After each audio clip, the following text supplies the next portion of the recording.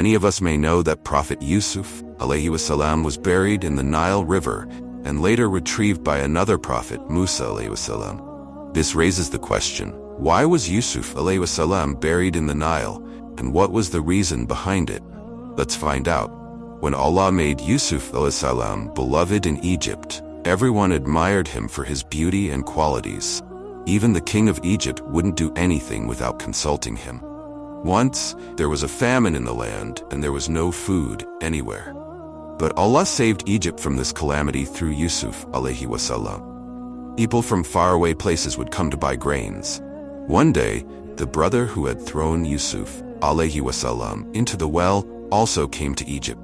When Yusuf alayhi wasalam learned that his brother had come, he thought of bringing his family to Egypt. He told his brothers, "Put this shirt over my father's eyes, and he will regain his sight. Then bring my father and mother to Egypt." When his father, Yaqub alayhi wasalam, heard about this, he moved to Egypt out of love for his son.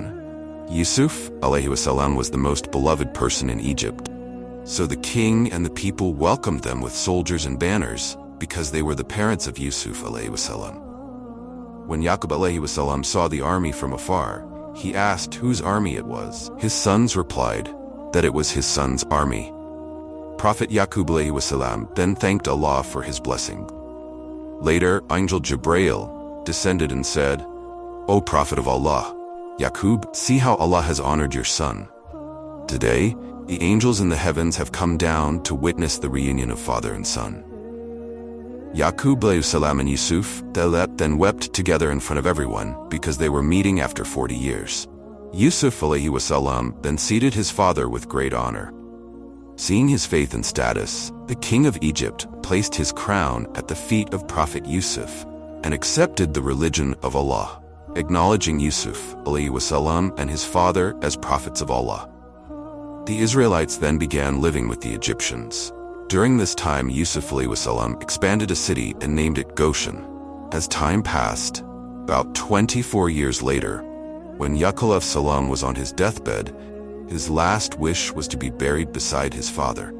After his death, Yusuf alayhi wasalam buried him next to Prophet Ibrahim alayhi and Prophet Ishaq alayhi wasalam, and then resumed ruling Egypt. Every person in Egypt, from children to the elderly, considered Yusuf as a blessing from Allah. When Yusuf alayhi wasalam passed away, everyone wanted his blessed grave to be in their neighborhood, so that Allah's blessings and mercy would be upon them. Finally, it was decided that Yusuf alayhi wasalam's body would be placed in a coffin and buried in the Nile River, so that the water touching his blessed body would reach every home, bringing Allah's blessings and mercy upon them.